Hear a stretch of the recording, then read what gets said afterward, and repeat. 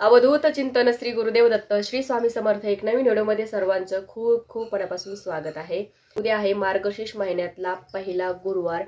तर पहिल्या गुरुवारी आपल्याला काय काय करायचं आहे त्याचीच माहिती बघणार आहोत। त्याच्यामुळे व्हिडिओ शेवटपर्यंत नक्की बघा।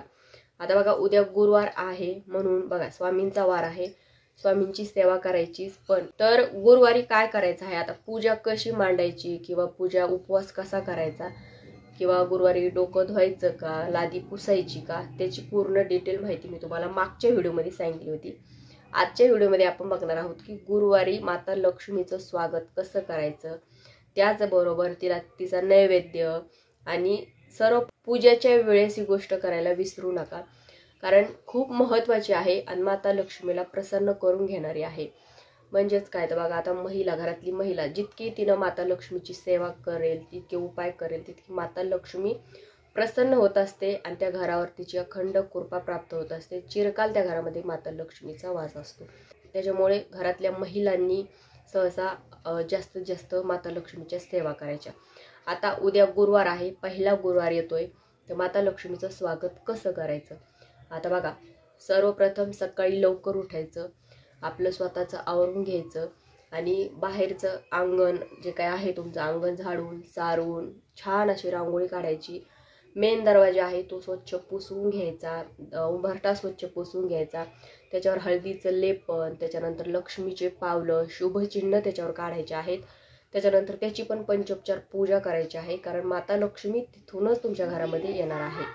त्याच्यानंतर मस्त त्याच्यावर अत्तर, चंदन, सुगंधी काहीतरी तुमच्या उंबरठ्यावर तुम्हाला लावायचं आहे। माता लक्ष्मी आकर्षित आपल्या घराकडे झाली पाहिजे आणि त्याच्यामुळे तुम्हाला मेन दरवाजावर, म्हणजे मेन जो काही दरवाजा आहे तिथे जास्तीत जास्त त्याला चांगला ठेवायचा प्रयत्न करायचा दरवाजाला। माता लक्ष्मी आकर्षित कसं होते, घर बघून ती आकर्षित होत असते, दरवाजा बघून ती आकर्षित होत असते, म्हणून तो दरवाजा तुम्हाला अगोदर स्वच्छ करून घ्यायचा आहे, त्याला जास्तीत जास्त चांगलं ठेवायचा प्रयत्न करायचा।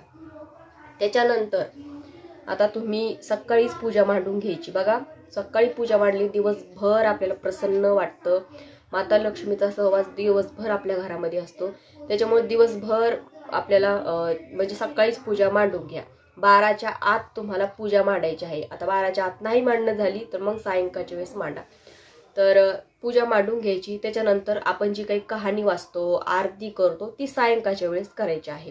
आता सकाळी पूजा मांडली, नुसती पूजा मांडून चालते का? पूजा मांडून नुसती चालत नाही, तुम्हाला सेवा करायची आहे। आता सेवा माता लक्ष्मीच्या काय काय सेवा करायच्या, तर बघा, तुमच्याकडे मूर्ती असेल माता लक्ष्मीची तर त्या माता लक्ष्मीच्या मूर्तीवर पंचोपचार अभिषेक करायचा आहे। हळदीचा अभिषेक, कुंकवाचा अभिषेक, त्याच्यानंतर पंचामृताचा अभिषेक, श्रीसूक्त म्हणून तुम्हाला तिच्यावर अभिषेक करायचा। आता श्रीसूक्त 1 वेळेस म्हणा, 16 वेळेस म्हणा, तुम्हाला जसं वाटेल तसं त्या पद्धतीनं। त्याच्यानंतर स्वच्छ मूर्ती पुसून घ्यायची, तिला अत्तर लावायचं, छान तिला सजवायचं, कुंकू हळद कुंकू लावून त्याच्यानंतर गजरा वगैरे तिला ठेवायचा।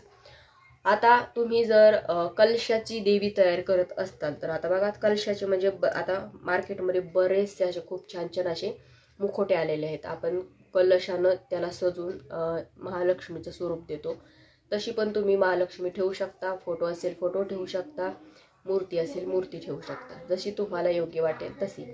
पण पूजा मांडल्यावर आता यथाशक्ती आपण पूजा मांडतो, आपल्याला जशी पाडता येईल तशी, पण सेवा ह्या सर्वांनीच करायच्या आहेत। आता सेवा म्हणजे श्रीयंत्र माता लक्ष्मीचं सगळ्यात प्रभावी ही सेवा आहे। श्रीयंत्र असेल तर श्रीयंत्र घ्या, त्याच्यावर अभिषेक करा, त्याच्यानंतर त्याच्यावर कुंकुमार्चन करा। माता लक्ष्मीला सर्वात जास्त आवडणारी ही सेवा आहे। त्याच्यानंतर चक्रराज यंत्र असेल, चक्रराज यंत्रावर अभिषेक करून कुंकुमार्चन करा, कारण आपल्या महालक्ष्मीची ही सर्वात उच्च कोटीची सेवा आहे। जर तुम्ही श्रीयंत्र किंवा चक्रराज यंत्र याच्यावर जर तुम्ही कुंकुमार्चन केलं, अष्टलक्ष्मीची एकत्र पूजा होते। त्याच्यामुळे ही सेवा सर्वात महत्त्वाची आहे।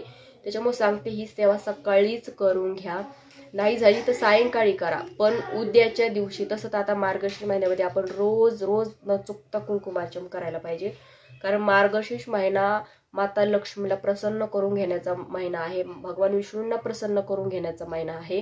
त्याच्यामुळे रोज करायला पाहिजे, पण रोज नाही झालं तर आता उद्या गुरुवार आहे, कमीत कमी उद्या गुरुवारी का होईना करा। श्रीयंत्र नसेल तर आणून घ्या कारण चक्रराज यंत्र जे आहे ना त्याच्यावर अष्टलक्ष्मी विराजमान आहेत आणि आपण नुसत्या चक्रराज यंत्राची पूजा केली तर अष्टलक्ष्मीची पूजा आपल्याकडून होते आणि अष्टलक्ष्मी माहिती आहे तुम्हाला कोणकोणत्या आहेत त्याच्यामुळे ही सेवा खरंच खूप महत्त्वाची आहे.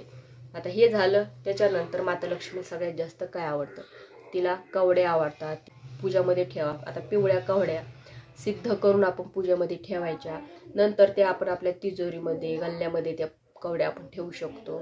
जुन्या असतील तर जुन्या पण तुम्ही पूजामध्ये ठेवू शकता. असं नाही की नव्याच आणायच्या म्हणून. आपण दरवेळेस नव्या जर आणल्या तर आपल्या घरात कितीच त्यास असतील. त्याच्यामुळे जुन्याच घ्यायच्या जेणेकरून त्या डबल सिद्ध होतात, त्याच्यावर वारंवार सेवा होत राहते. त्याच्यामुळे त्याच ठेवत राहायचं.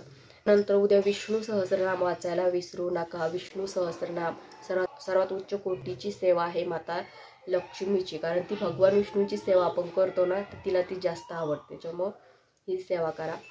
आणि कहाणी वाचल्यावर नैवेद्य दाखवायचा. नैवेद्य दाखवून आरती करायची सायंकाळच्या वेळेस. तुम्हाला आता सकाळी पूजा मांडली पण सायंकाळच्या वेळेस तुम्हाला नैवेद्य आरती करायची. आता नैवेद्यामध्ये तुम्ही काही करा, दुसरं तुम्हाला यथाशक्ती काय करता येईल ते करा, पण गोड पदार्थ आवर्जून ठेवा. आता माता लक्ष्मीला खीर आवडते. 4 गुरुवारी वेगवेगळ्या गोड पदार्थ करायचा.